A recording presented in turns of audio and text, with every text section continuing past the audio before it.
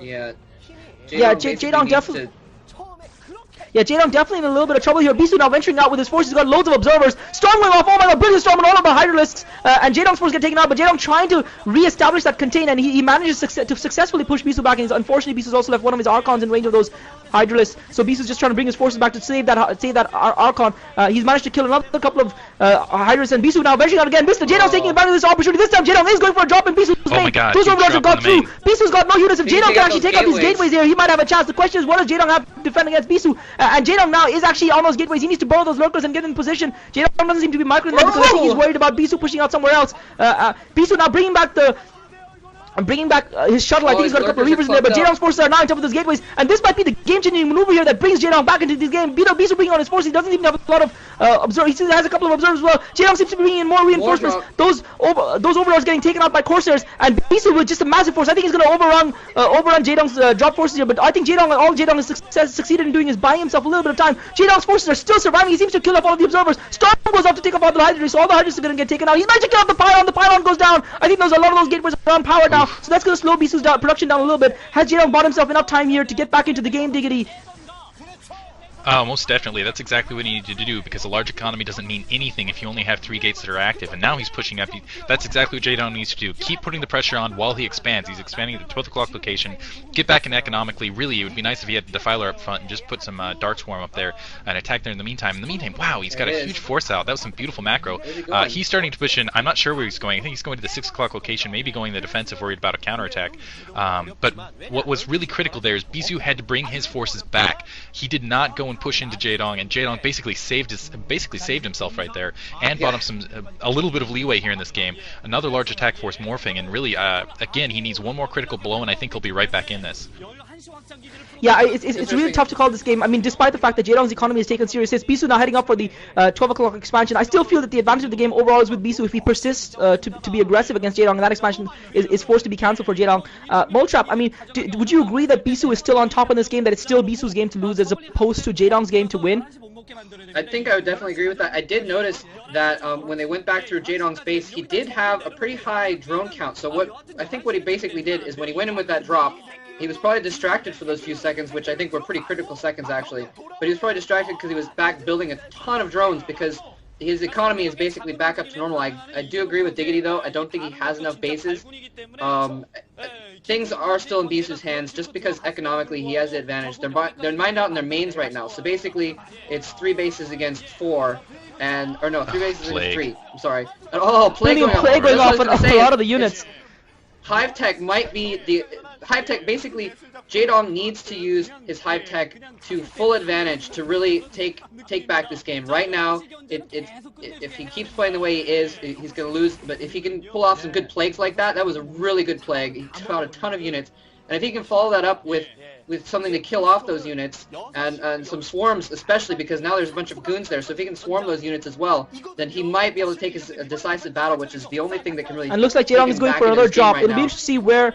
Yeah, it looks like Jaedong's going for another drop. Bisu's got most of his forces in the middle of the map. Jaedong's got a few forces there to defend as well, but it looks like he's going for another drop. But this time he's got Corsairs waiting to intercept. This is going to be horrible for Jaedong. He's going to lose a lot of units. No. And Jaedong's already lost one of the overlords. Second overlord's going to get taken out. He's lost 2 overlords without dropping any units as well. But he's going to actually be able to do some damage to this base here in the middle. I don't think this is going to bother Bisu at all. This is a natural base. There's no minerals or anything left in there. So Bisu brilliantly anticipating that, but Jaedong is going to take down. If he can take down that robotics facility as well, that might be handy for him as well. And also, oh my god, brilliant by Jaedong. He's dropped and marked a lurker right in the middle of that short passage, preventing Bisu's fast speed lots from getting through and buying himself all the time he needs. He's going to take down that robotics facility as well. There's 2 things that are key for me so far in this game, guys. The first thing that's key is the fact that Bisu has not used offensive reavers too much beyond the harassment at the start of the game, and I think that's one of the things that's keeping Jaedong in the game. If Bisu had a big stock of reavers to accompany his ground force, I think he would have just rolled over Jaedong's defenses by now. That's the one thing. The second thing that I'd like to ask you guys about, and I'm going to come to Diggity with this first of all, is the question of,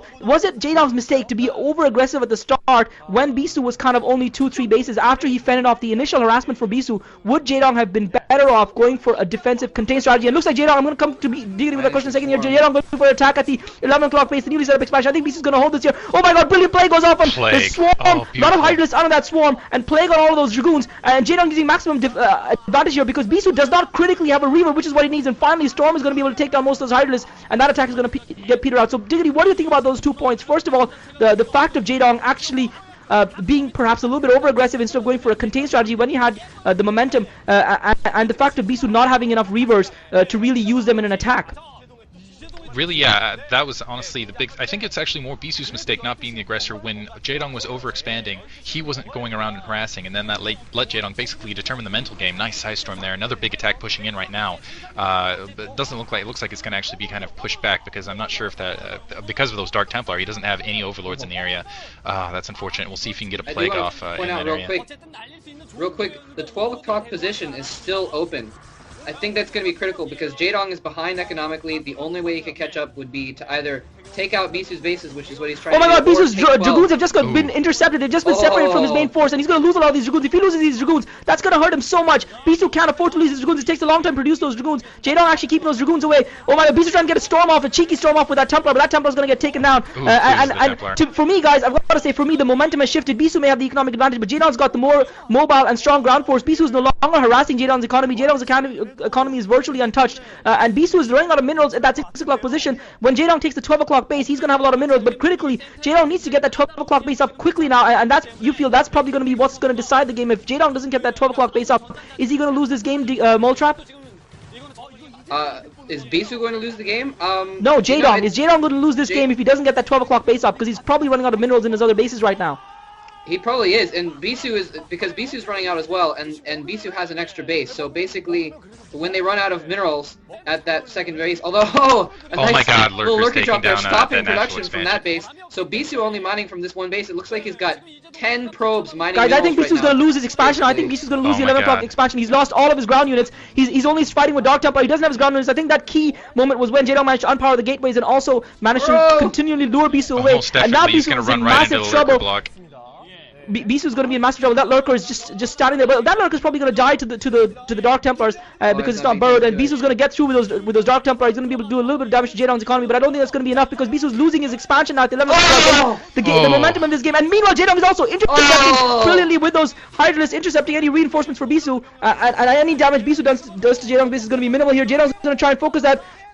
Nexus down, and Bisu actually managed to successfully defend. I thought Bisu was going to take that base, but Bisu's photon cannon is holding it long enough for reinforcements to arrive. Meanwhile, Bisu has killed off that hatchery at the natural expansion of Jaedong. I don't think this is going to bother Jaedong too much, but I feel that the momentum of the game has firmly shifted in Jaedong's favor. Bisu doesn't seem to have enough forces on the ground, and all Jaedong needs to do is get that hatchery up, which I think he should be able to now at the 12 o'clock position to be in with a firm lead. Moletrap, is this Jaedong's game now? It was Bisu's before.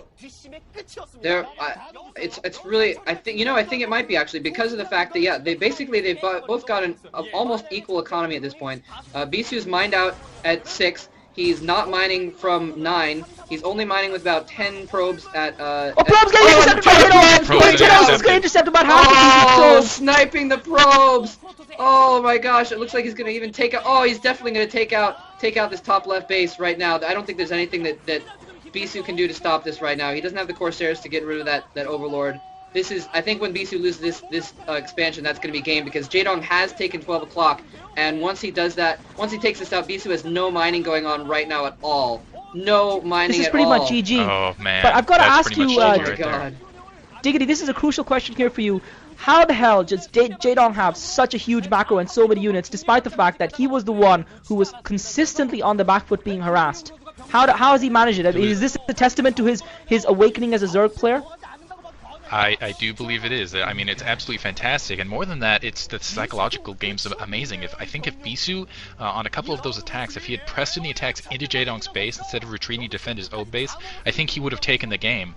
But instead, Bisu just, as you can see, his mental state against Jaedong, he's been on the defensive, even though he had the superior economy during that entire time period. Jaedong, with a lower production count, just kept him mentally in kind of that shell. Right now, he's trying to ferry some troops. Looks into the upper left-hand corner, needs to be careful because, wow, it's going to run right into this huge force. These probes are going to be massacred. No! Oh, Zerg loves seeing that. That's game, guys. I think it was game a little while back when the 11 o'clock expansion went down. But regardless, fair. That's icing on the cake, sorry. though. Please go on, Diggity. Please go on with your analysis there.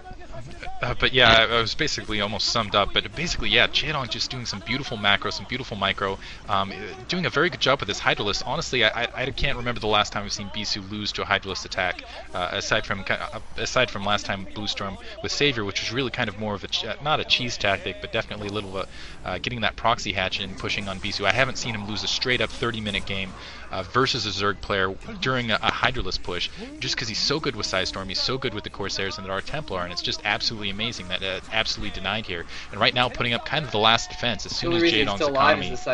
Yeah, as soon as that 12 o'clock expansion kicks in, though, this game's it's going to be over because Jaedong just has a ton of hatcheries. It looks like he's full. I think he's fully upgraded versus I can't tell the upgraded 2-2 maybe versus Jaedong. And man, yeah, I think it's in now, and it's just going to be a matter of time now.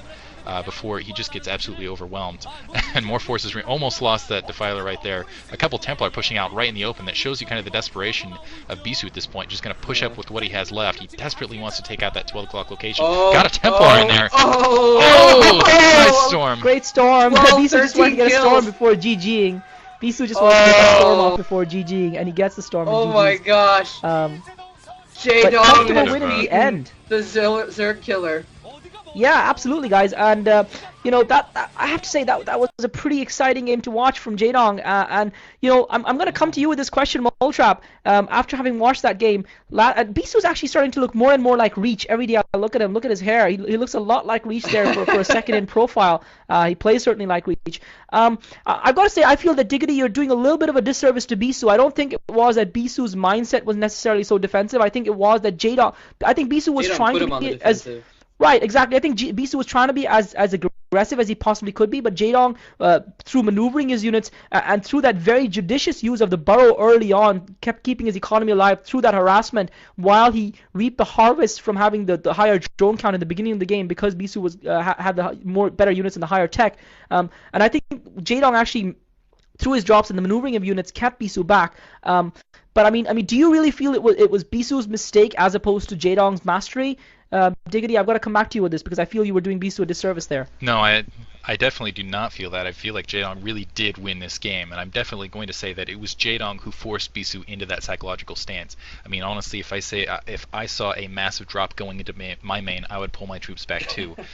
I mean, that's just the fact. But you got to give Jaedong with huge balls. I think that was basically his entire troop count in those overlords dropping on his main. That's basically that was his entire army. If Bisu had pushed in, I don't think Jaedong would have been able to recover. And Bisu, of course, didn't know that, but I think that was the one opportunity. Well, it wasn't the one opportunity. It was definitely an opportunity for him to take it. But that really just shows you how Jaedong set both the tempo and basically just decided the game through that basically beautiful micro, beautiful game sense and beautiful decision making all the way through.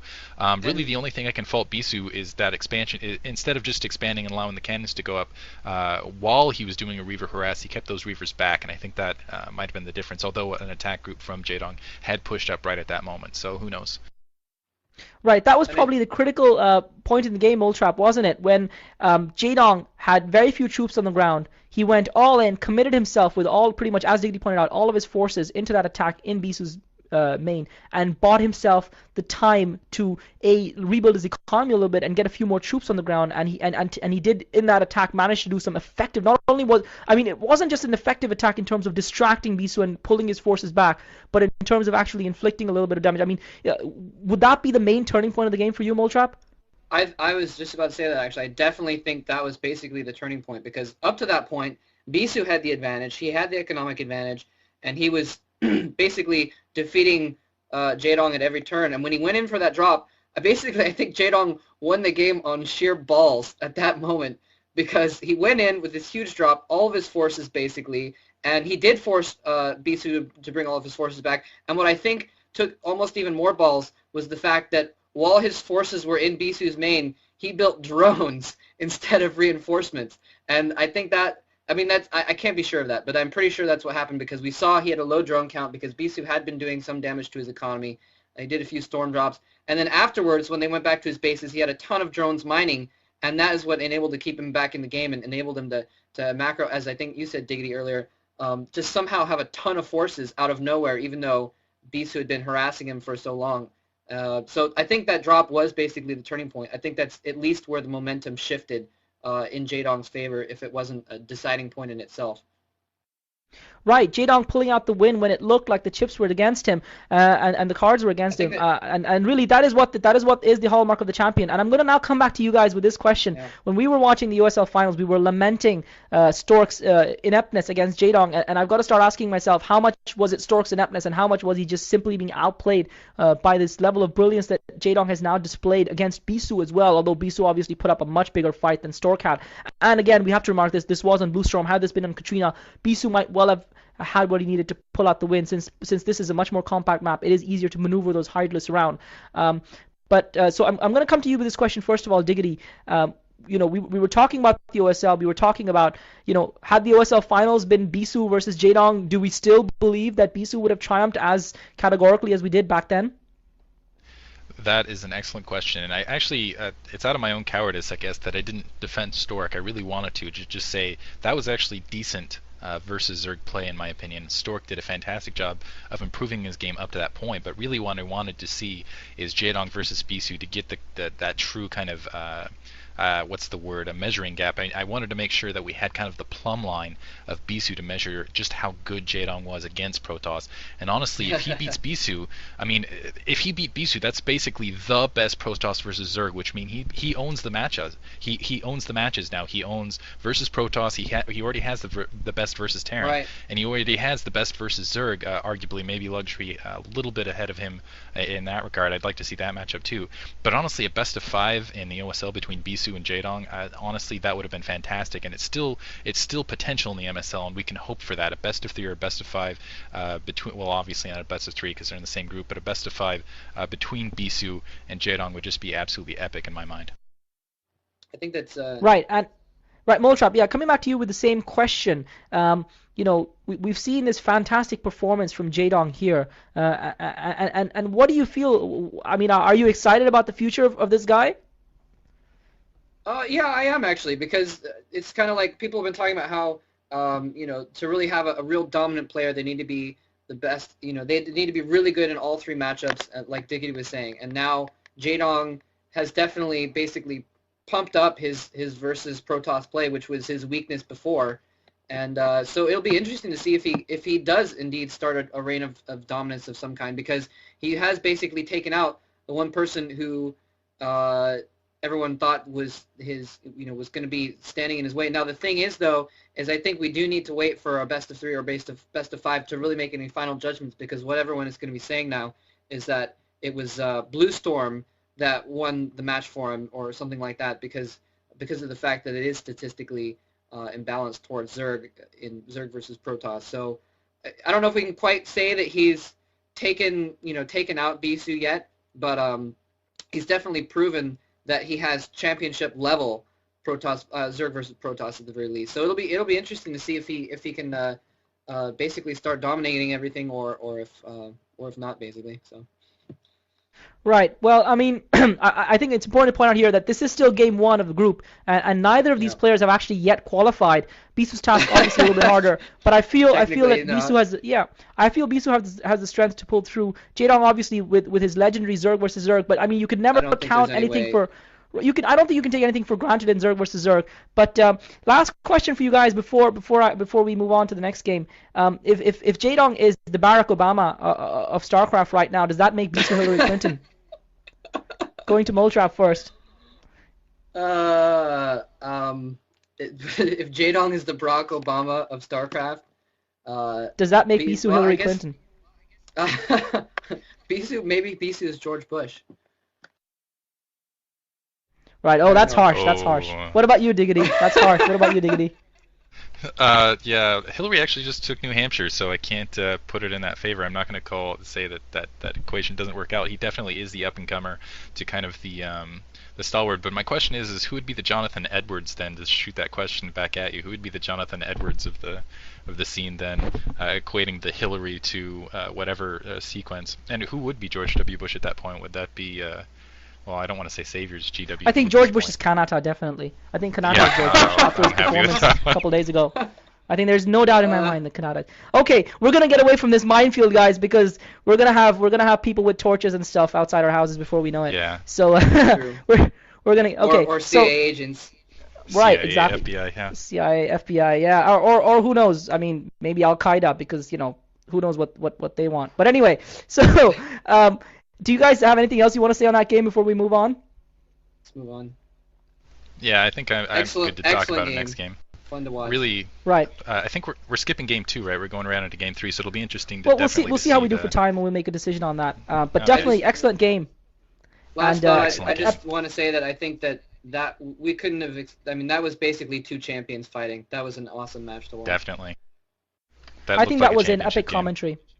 Yeah, it makes me almost not feel bad about having lost our triple commentary previously, and let's hope it's been recorded this time. But this is Klazart, guys. Thanks for listening with Moletrap and Diggity. We've had a lot of fun, and hopefully you guys will enjoy watching this game as well. Thanks for listening. We'll see you in the next game. Thanks, guys.